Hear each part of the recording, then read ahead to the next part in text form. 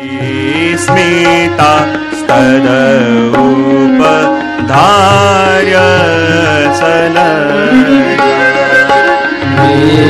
स्मिता स्तदोपधार्य सलजा काममार्ग समर्पित चित्ता काममार्ग समर्पित चित्ता काममार्ग समर्पित चित्ता काममार्ग समर्पित चित्ता कश्मलं जयु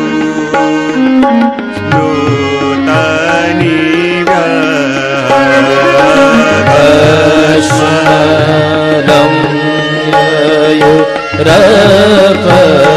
रपस्निव वाम बाहु कृत वाम कपोलो वाम बाहु कृत वाम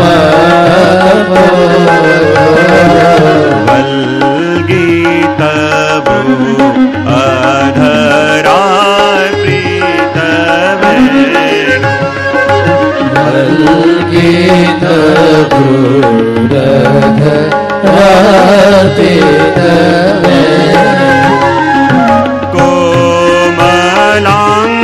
कोमलाङ्गुलिभिः आश्रित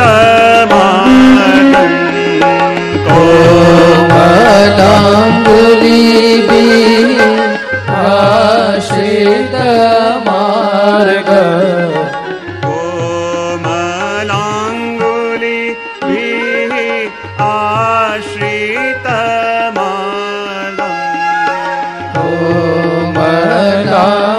कोमलाङ्गुलिभिः आश्रित मार्गम्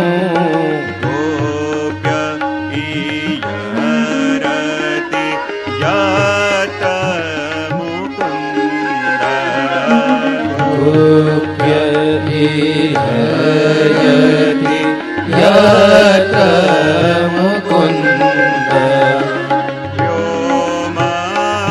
व्योमयान् वनिता सहसिद्धैः व्योमयान् वनिता सहसिद्धैः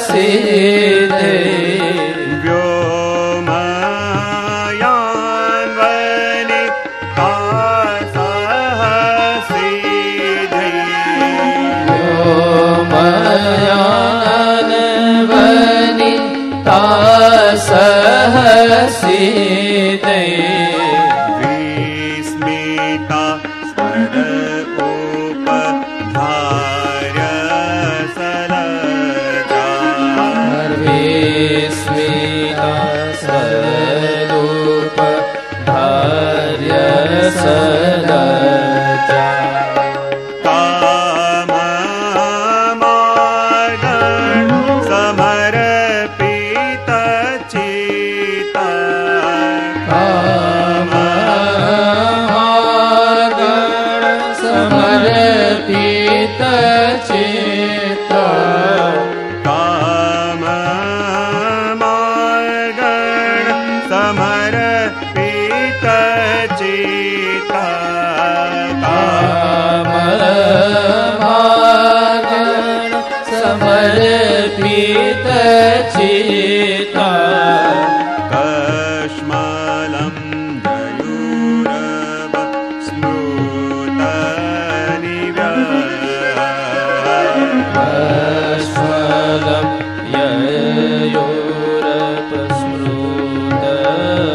ययोरपस्मृतनिव्य वाम बाहु कृत वाम कपोलो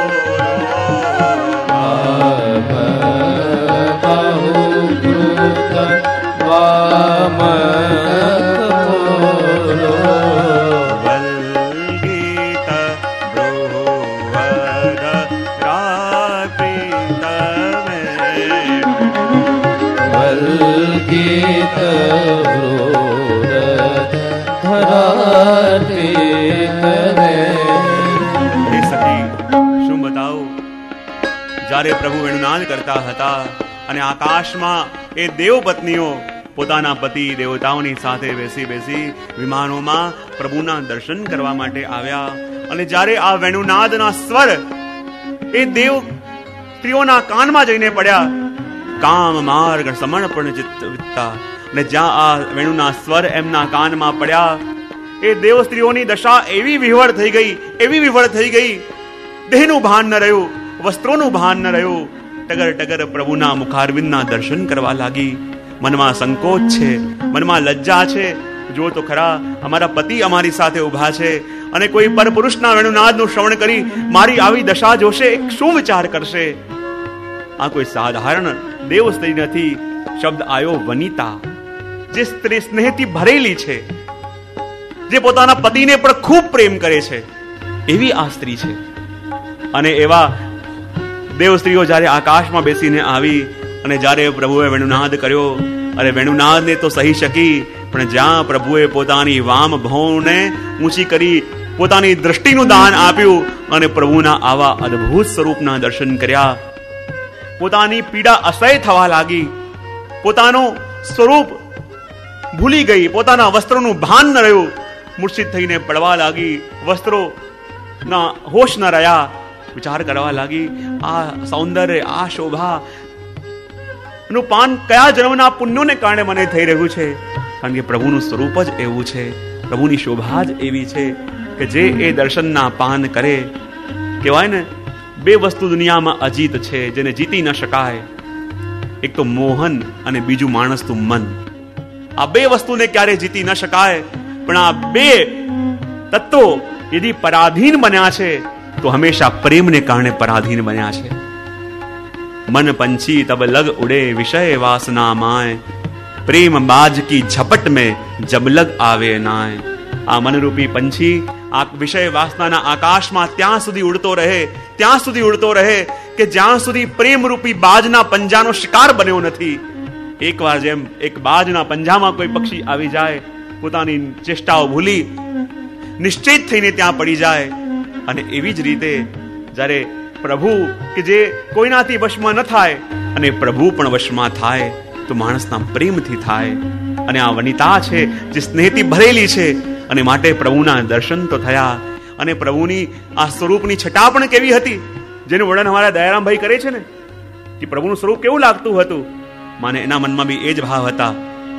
શોભા સલૂણા શામની તુજોને સખી, શોભા સલૂણા શામની, શોભા સલૂણા હે સખી દર્શન તો કર. તુજોને સખી, શોભા સલૂણા શામની, શોભા સલૂણા શામની તુજોને સખી, શોભા સલૂણા શામની. આવશે શોભા સલૂણા શ્યામની તુજોને સખી, શોભા સલૂણા શ્યામની.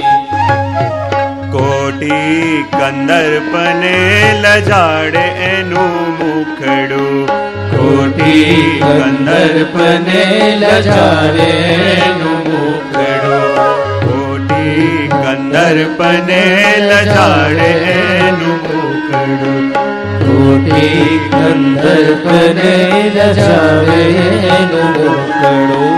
ફીકી પડી છે કલા, ફીકી પડી છે કલા, કામની તુજોને સખી, શોભા સલૂણા શામ.